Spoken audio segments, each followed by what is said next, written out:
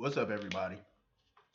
Happy Wednesday. Hope all you're having a great day today. Happy Valentine's Day to all you ladies out there.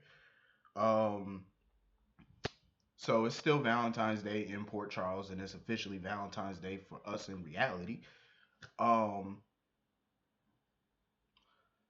I'm gonna be real.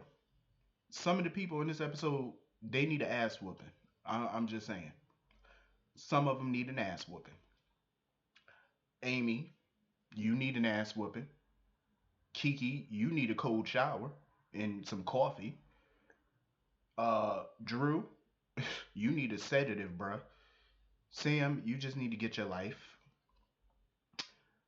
Um, Amy, you need to get a man in a life. Stop being so damn nosy. Nell, you need to shrink. I think Dr. Kevin Collins should be available because you need therapy bad. Um, so kicking it off, Kiki basically was the third wheel when it came to Molly and TJ. Molly and TJ are some horny old people. But I'm not mad at them though. You know what I'm saying? Like y'all ain't got 20s, your mama ain't home. Go get you some. It's Valentine's Day. Go get you some. But I agree with some people. Valentine's Day is just a day to me. You know what I'm saying? Like you don't need Valentine's Day to get your woman some flowers or some candy or even to have sex. You don't need Valentine's Day for that. You know? That should be an everyday thing. You know? It should be. Like you shouldn't have to. Let me tell you something. And if you're in a relationship and every day is not Valentine's Day, but the person you're with waits until Valentine's Day to go all out and do special things, let me tell you something. You're in the wrong damn relationship. Because every day should be Valentine's Day, especially when you're really in love and you love that person. Like, you don't need flowers every day or whatever, but they should show you, your significant other should show you every day or tell you every day or both. You know what I'm saying? If they're not doing that, you're in the wrong damn relationship. Point blank, period. It's that simple. Um, Molly basically was snooping with Sam trying to find out if Alexis ass was babysitting Scout at the house or I was about to say Jason and Sam house, but Drew and Sam's house. So that way her and TJ could go back to Alexis' house and get their little freak on. That crazy as hell. Y'all some grown ass people. You mean to tell me you gotta? I mean, you stay there. Y'all adults. Get your freak on. Just saying. Um, it's crazy to me that they have to wonder if Alexis is home just so they can go there and have sex. I'm like, y'all are adults. I mean, some people find it weird when they're staying at home to be having sex and a parent is downstairs or whatever. I don't find it weird. You're an adult. What do you think your parents were doing when you were a child and you were in bed and you were asleep? What you think they was in the next bedroom doing? How you think you got here? How you think your brother or sister got here? Hello. While you was in your bedroom sleep, they was in their bedroom doing the do, dipping it and doing it. That's what they were doing. So don't feel bad. As long as y'all don't see each other, then y'all all right. 'Cause I couldn't imagine my kid walking in on me having sex or me walking in on my kid having sex. No, I would be traumatized. Nope. Nope. Nope. I don't want to see no parts in the air. Mm-mm. But yeah. So Kiki was at the bar just getting straight white girl wasted. She was drinking shots, throwing it back. She got drunk while Spinelli went to go make a phone call for her. She got on the phone and called Dylan. I said, "Oh hell, that's the drunk person motto." I swear to God, every time, yo, I've seen this so many times in real life and in movies. Yo, I'm gonna tell y'all something. I don't know if y'all ever seen the movie Waiting to Exhale with Whitney Houston, Angela Bassett, when her husband left her after 11 years of marriage to go be with a white woman. It was her friend's birthday. They had this scene where they was at her friend house and it was a birthday party. They were all drunk. So Angela Bassett character got on the phone. She was drunk. Got on the phone and called her husband's mistress. Called her all types of bitches. This reminded me of that scene in a way. Like when Kiki got drunk and called Dylan, I said, "Oh hell, this ain't nothing good coming from this." And she heard a girl in the background. I said, "Oh shit." And she asked Dylan if it was the same girl or because she was pissed that Dylan, here she is waddling in pity, self pity, depressed about her failed relationship, and Dylan is in LA living La Vida Loca, sleeping with that girl. You know what I'm saying? She was pissed that he's moving on so fast and so carelessly. Like their relationship didn't mean nothing to him. That's what pissed her off the most, and she just told him to go to hell and hung up. I was like, well, damn. I feel bad for Kiki though, because Dylan really meant a lot to her. She sacrificed some things for that relationship. She got cussed out by Carly because of that relationship, because of Morgan. She felt like she hurt Morgan because of it. And you just up and leave and then go hook up with somebody new or a couple new people. Like, the writers basically just trashed Dylan. They just made him seem like some careless ass playboy who didn't give a damn about Kiki. That's basically how they writing it. I was like, well, okay. So after Molly and TJ left, she tried to flirt with Spinelli. I was like, oh wow. But you know the kind of person Spinelli is. He's not going to take advantage of her, especially in her drunken state. Number one. Number two, he has a girlfriend back at home, so he ain't about to do nothing crazy. So it's a good thing she was with Spinelli. Because if it was any other random guy or whatever, they would have taken advantage of her in her drunken state. So thank God she was with Spinelli, a upstanding person. Because any other dude, they would have took advantage, got her home. She would have had drunk sex with a random, and she would have regretted it the next morning. Trust. So thank God she was with a responsible, upstanding person who has morals and decency. Thank God for that. Amy. Amy pissed me off today. Like she need to go get a life. Go get a man or something. Like seriously, because this is ridiculous. Like who the hell do she think she is to judge somebody's personal life, who they're dating? Like why is that your business? Okay, he's dating Ava Jerome. Why is that your business? You don't know Ava. You don't know her. She never had no real interactions with Ava. But yet you're judging her based off of what you heard or what you read online. Like, go sit down. Like, please, go sit down. Who cares? Like, Ava Jerome really cares what Amy Driscoll has to say or what her opinions are. Like, Griffin Monroe really cares about what Amy thinks of his personal life. Like, it's none of your business. Like Amy is a little busybody. Like you ain't got no life of your own, so you gossip and talk about everybody else. God. And then when Griffin had got a text message, before he got the text message from Ava, she was telling him all of Kiki business. Talking about, oh, she at the bar drunk, she's there with Spinelli. Why are you telling people's business? Like, shut the hell up. And then she looking at Griffin phone trying to see, oh, did you get a Valentine's text? Like, mind your bit. Why are you in his phone? God, yo, they're making her intolerable. Like some days I tolerate her, but today was just not that day. Like, why are you in this man's phone? Looking at the text and all that. Like, mind your business, please. God, no wonder you single. Damn, she like a 24-hour cup of coffee. Like, please go sit down. Damn. What was the purpose of her today? Just to be annoying? Like, why did they show her today? She was not needed. Well, in a way, you know, I guess she's the comic relief, suppose. I love the actress, but the character is annoying at times. Listen. I'm the type of person. If I'm standing there and I'm getting a text message, don't be all up in my phone. I hate when people do that. Like, don't ever look at my phone. Don't do that. It's not your business. You don't pay my cell phone bill. Mind your business. Don't look at my phone. Don't worry about who I'm texting. Like, don't worry about who I'm talking to. Mind your business. I don't look in your phone. Mind your business. Damn, I can't stand stuff like that. Looking at somebody's cell phone. Why are you in my phone? Griffin is too polite. Cause if that was me, I would have been downright rude. I'm sorry. I don't play them games. Like you're invading my privacy. Like don't look at my phone. Don't worry about who texted me. It's not your business. Um, Moving on, another person that needed to get pimp slapped, Drew and Sam. I had a feeling. I love the scene though with Jason and Danny. I always do, cause Danny, yo, he loves his dad, and I think it was nice of him that he made a card not only for Jason, but he did make a card for Drew, letting Drew know you're still his dad too. You know, you're his other dad, and there's nothing wrong with that. You know, cause you got most kids out here that don't have a dad. Period. So the fact that he has two, he's embracing it. You know, cause that's just more love for him.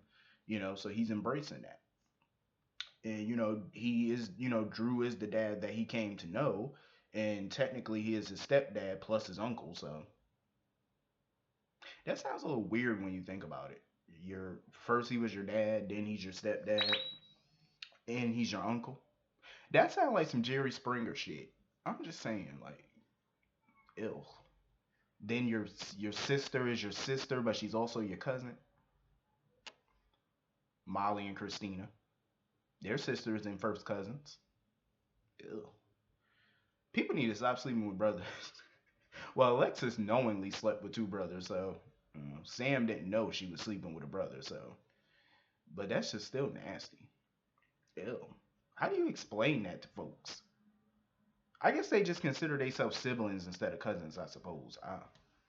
Cause it's crazy. Like you go on Google and you look up siblings, and like say if you go to Christina Corinthos's Wikipedia page, it says sisters, half sister Sam McCall, Molly Lansing, and then you go down to cousins and Molly's name is in there too. That's some weird shit. Um, so yeah, they were. So I felt like Danny was faking the stomach ache. I kind of felt like he was faking it a little bit. I don't know. I just got that vibe. But Jason took care of it though. You know, he didn't have no ginger ale, so he got him club soda. Danny actually liked the club soda. I like club soda too. I had it a couple times. It's pretty good. So he called Sam anyway, and Danny had called Sam anyway to come over. So Sam came over, and he told her that he liked club soda now. And it was so funny. The funny part was because Sam was like, "I thought you liked ginger ale," and then when he said he liked club soda, she was like, "Oh, so you fancy now, huh?" I was like, "For real? Wasn't that a song? We fancy now. I think that was a song." But yeah, club soda is pretty. I consider it pretty fancy sometimes. You know, but I felt like Danny was setting them up. Now he wants Sam and Jason to tuck him in and read him a story. And guess who pops up at the door? Drew. I Drew need to take his bitter, sensitive, melodramatic, miserable ass somewhere. I'm sorry, but that man is pure miserable. He's sitting there talking about he sounded a little paranoid. Like he's sitting there talking about Jason tries to act like a martyr. No, Jason, and I'm glad Jason subtly told him he was subtle with it. And he told him, he was like, I'm not acting like a martyr. I'm just living my life. I said, exactly. He's living his life, taking care of his son. How is he trying to act like a saint or a martyr? How? That's just paranoia, in my opinion, on Drew's part. Because why are you acting like, why are you so hostile towards this man? He's not trying to break you and Sam up. Carly and everybody else keep trying to tell him to fight for her. He's respecting her wishes, meaning he's respecting your marriage. Shouldn't you be grateful and happy about that? Because he could try to break y'all up, but he's not. That's not his style. That's not what he does. Any other person, they would be trying to break you up. You know what I'm saying? That's not what he's doing at all. He's respecting your marriage. And you're coming to the door basically trying to subtly accuse him of something, of trying to get Sam back or whatever. How? He's not even the one that called Sam. Danny called Sam. He was taking care of Danny. Danny had a tummy ache. There was no need to call Sam, but Danny called her anyway, unbeknownst to Jason. So what is Drew's problem? Like he need to take his miserable ass home. Everything you sitting there talking about, oh, you don't give anybody anything. Drew, you wouldn't have your company, you wouldn't have that penthouse, you wouldn't have nothing. Those $200 suits you wear, you wouldn't even have those if it wasn't for Jason's money. Everything you got, Jason pretty much supplied it. So shut the hell up, please. I'm getting so sick of him and this attitude. It's getting rather annoying. I'm at a point right now where I can care less. Like Drew, He's basically going on my shit list right along with Franco and Elizabeth and some other people. He's basically on that list now because it was uncalled for him to come to that door. And I'm tired of him just being hostile all the time towards people, especially Jason, somebody who didn't do anything to you. Why are you so hostile towards this man? Because you're threatened by him, obviously, because you know that your wife is still in love with him. That's why. Stevie Wonder could see that. Come on now. It don't take a damn rocket scientist to figure it out. It's quite obvious, and you're threatened. Get over it. Shit, she's married to you, ain't she? She comes home to you every night, don't she? She don't go home to him. She comes home to you. So shut up. What are you complaining about? Um, but I like the way Jason handled him though. I'm just getting tired of people like Drew and Franco trying to jump bad in Jason's face. Like one of these days he gonna knock y'all the fuck out. Y'all better stop jumping bad up in people's face like you about that life.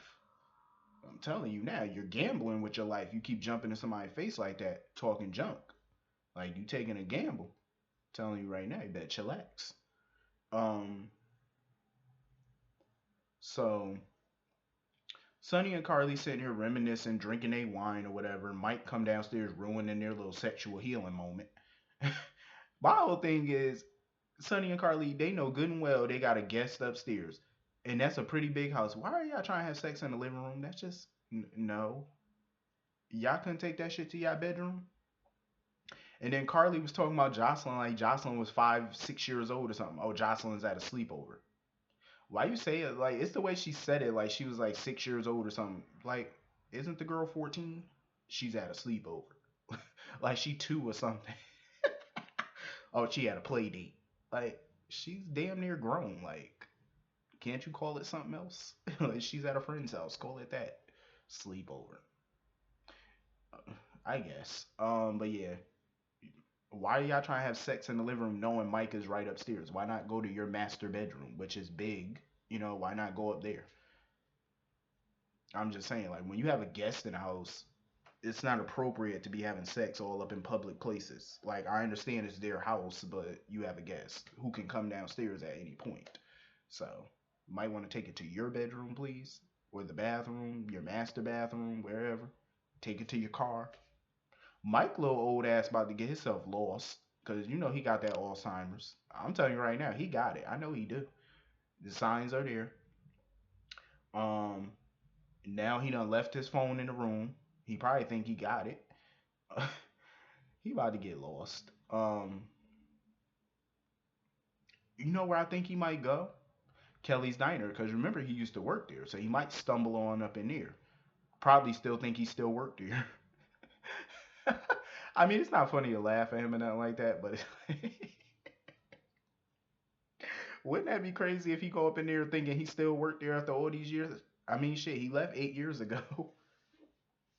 Um, that's crazy. But Nell, she is playing with fire. I love that scene between Griffin and Ava though.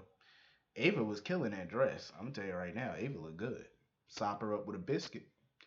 Um, Nell is playing with fire. So she go to the payphone, call Carly from a payphone, and somehow she has a recording of Morgan saying I'm here. Or whatever he said. How the hell did she get a recording of Morgan? I don't know. Like, why would she take a recording of Morgan? I don't get it. You know, Nell, you're playing with fire and you're about to get burned. Like, this chick is demented. Like, she keep talking about, oh, I'm pretty sure Michael's still in love with me. Michael just said yesterday that he barely knows you. So what makes you think he's in love with you? He just admitted to Jason the other day that he barely even knows you. Even while y'all were dating, he was trying to get to know you, but you had so many damn lies. How could he possibly love you? Trick is crazy. Anyway, hit the comment button. Let me know what y'all think about it. Hit the like button, subscribe button. I will see y'all all later. Happy Valentine's Day, by the way. Hope y'all have a great one. Matter of fact, hell, just buy yourself some chocolates. You know what I'm saying? Be your own Valentine this year if you ain't got one. I'll see y'all all later. Have a great day. Peace.